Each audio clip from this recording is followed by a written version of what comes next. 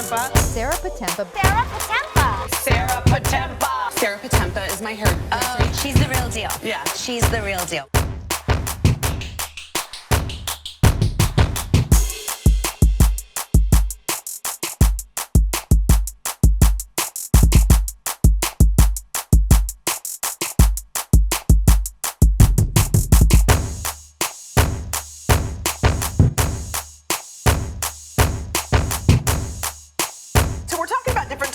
It's the easiest tool in the world. Sarah Potempa, who created it, was such an innovator. Like actually making it look long.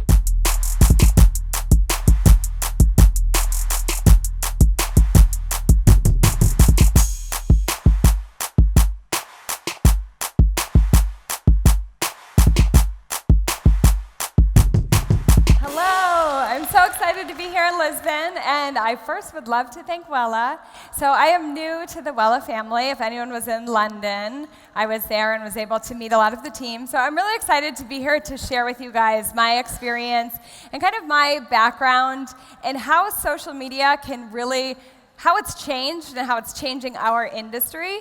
So I actually started with a very intense editorial background in fashion, and so I want to talk today about how you can transition that and how you can use the different platforms for different ways, and also how social media can also bring you press, bring you more clients, and how you can kind of connect the whole thing. So I want to start and take you guys through a couple slides. Okay, so with this, it's really interesting because social media, although it might seem like it's just the likes and the comments and the things you're getting, there's actually a huge connection to the press. And something I'll talk about in a minute, but as soon as I post a photo of a celebrity and I give the steps of how I created the look, that often gets picked up by the media to become a story. So that's kind of how you see this 3 billion impressions of print and online. It's because they take your story that you're posting on your feed, and they can share that if they know it's a place where they can find the content. So I want to take you guys through a couple of campaigns that I've done and how it has reached so many people.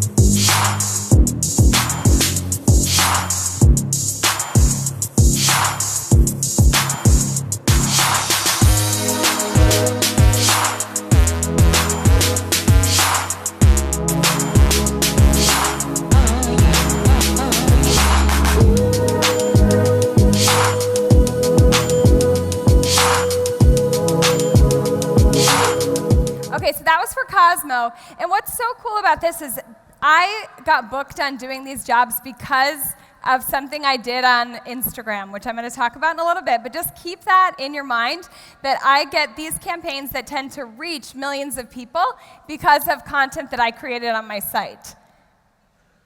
Now this video is really interesting, and what I find for you guys is very relevant is this was super simple. This is my friend Emma. We were in front of natural light, and I did a very basic, beautiful braid, and the caption that they wrote for it was, "This is simply tying your hair in knots, but it's beautiful."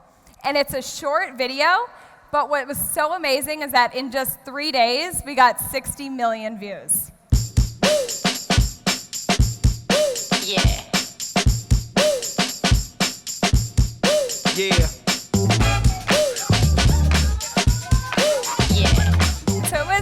Posted on BuzzFeed.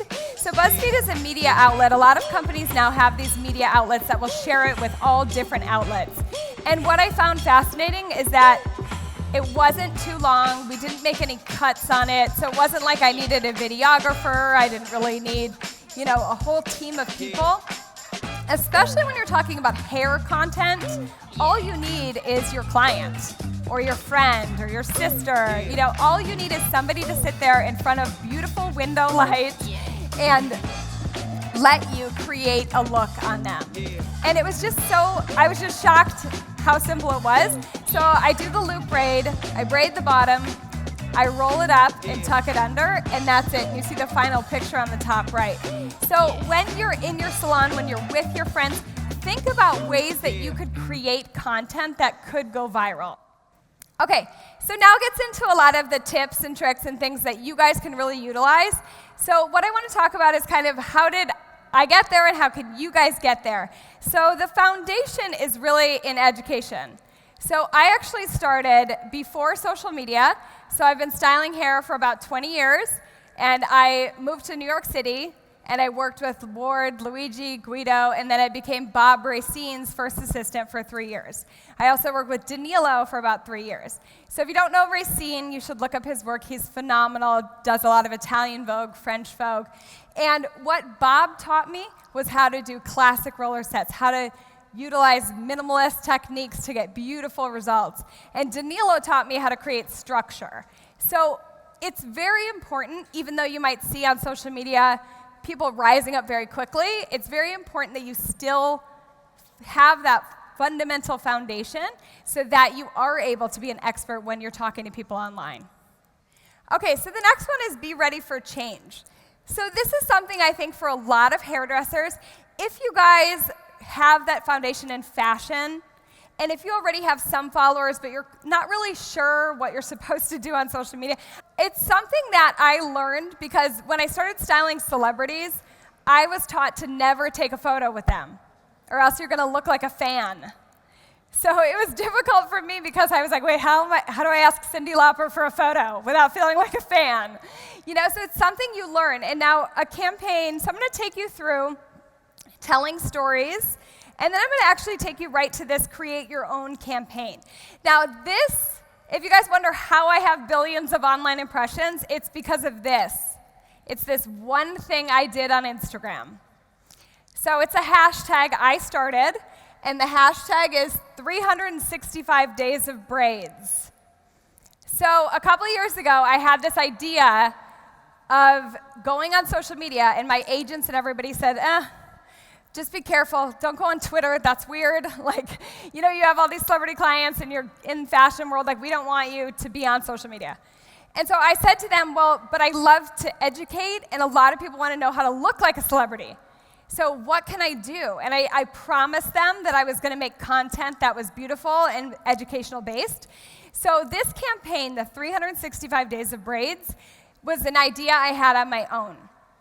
So I want to challenge all of you guys on whatever platform you love. Instagram seems to be the one that's easiest for hairdressers. But I want to challenge you guys to start your own hashtag. Come up with an idea, whatever it is. So my idea was 365 Days of Braids. It was the end of the year, and I wanted a New Year's resolution. And I thought, like, what can I do? And I said, okay, I love to braid. Could I do a braid every single day for an entire year? And it was a challenge, and I successfully did it. I posted a different braid every day for a whole year. Thank you! And what I loved about it was that a lot of people made fun of me in the first month. Even some of my clients that I thought wouldn't, they were kind of like, really? Like, you really, like, it was just surprising because nobody was paying me to do it. It wasn't like Allure or Cosmo called and said, can you do it for Allure? You know, I just wanted to do something to create my own content.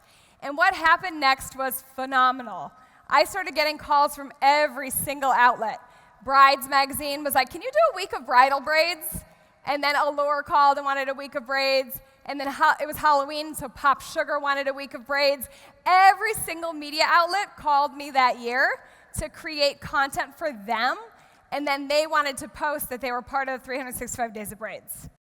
So what I find so interesting and what I think you guys can do is take that concept and like whatever it is that you love to do, whether it's color, you love to cut, you love to braid, come up with your own hashtag and challenge yourself.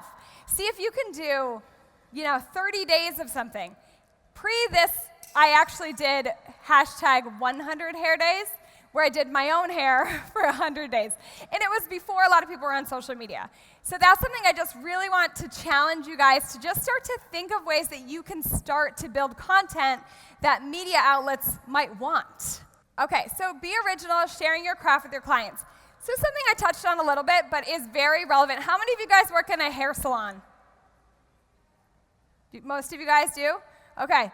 So what I've heard from a lot of people, because I don't work in a salon. I travel, I'm a freelance stylist, and what I found was that a lot of people say that they feel sometimes in salons, the hairdresser doesn't want to teach them too much, so that they always come back to them. But I've found with so many editors and people, clients I've worked with, that if I taught them how to curl their hair, they booked me more. And then I found months later, I would see them and they would be like, you taught me how to do my hair. I will never forget that. You taught me. And even if I hadn't seen a celebrity in a year or two, they always remembered that I took the time to show them how to do that as a regular girl that wanted to feel beautiful.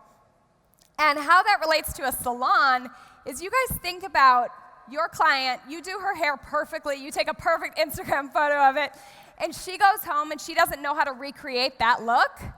She goes out on Friday, Saturday night and doesn't know how to curl it, doesn't know how to make it look good.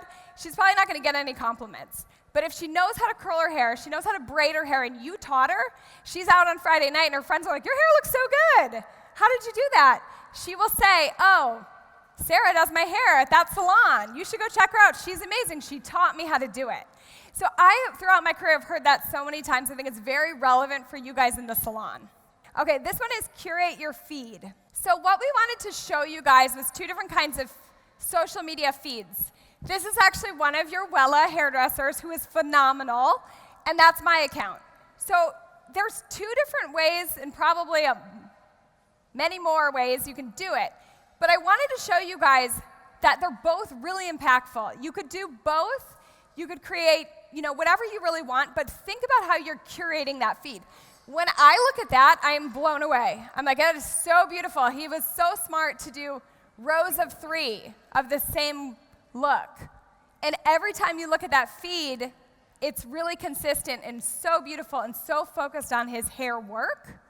And then being that I'm a personality and I'm with celebrities, and there's Leah Michelle, one of my clients, and then that's me dressed as Marilyn Monroe, Busy Phillips, Emily Blunt, and then it's me with long hair. So I bring my personality into it. So you have to just think about how much do you want to commit to doing that and being yourself on camera. Do you want to speak on a stage? Do you want to talk to beauty editors? Do you want to be a spokesperson?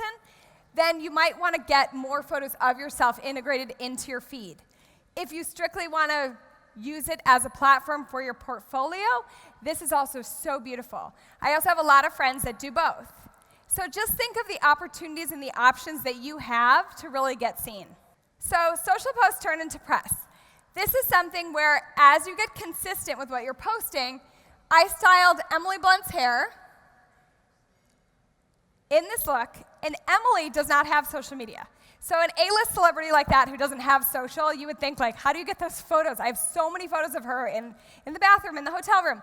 It's because I tell her I want a photo of my work. It's not about, secretly trying to snap a photo of her face. She has gotten to know how much I love to braid, how much I love to style hair, and she respects that. And so if you approach your clients like that, I would like to take a picture of my work. Are you okay with that? Almost 9 times out of 10, they would be like, of course, that's amazing, because you're proud of it, and they get to wear it every day. So that evening, we got a flood of posts. Pop Sugar, Emily Blunt serving major wedding hair inspo. And we probably got 10 articles posted that night because the beauty editors, they follow me on social media because they know I will post and get the photos of the work that they can share in the press. So I think it's very relatable to you guys with your clients. Posting about them, they're going to tell their friends to go check it out, and it can turn into a bigger thing. Okay, so this is a couple quotes I'm going to leave you guys with. The one I said when we were kind of planning this out wasn't super relevant, but if you understand, my favorite quote is, leap and the net will appear. Does anyone understand that? I don't know if you guys do, but I had to explain like a frog, like you're leaping into something, You're just like taking a chance, and then the net will appear. Like you can't worry, oh, I want to try this, I want to do this. Like the thing about social media is that there's room for everybody. All of you guys can become huge stars. It's a platform you can put your portfolio on. You can have everybody see it because there's literally room for everybody. And that's something that's important to remember. You don't need to compare yourself to anybody. You just need to focus on what you like to do, what you're passionate about, and you can really create that portfolio that the whole world can see. I mean, you just saw even here the amount of people we have from all over the world, and we can connect through a live feed, and everybody can see that. So it's just important to remember that. So that's my first quote. It's leap, and the net will appear. And then my second quote is here. It's a little easier to understand, I guess. But do something today that your future self will thank you for. So that's a cool one, and sometimes makes me even emotional because you just think like, wow, like I was that teenage girl that wanted to, say it makes me emotional. Because I think I wanted to move to New York City and I wanted to do hair, and I was very, very kind of naive and innocent. And I remember my first photo shoot just being like, I love hair, what can I do? Holding the bobby pins or doing anything. So it's like little things that you do turn into great things. That's it, you guys. Thank you. Yay. Thank you, guys.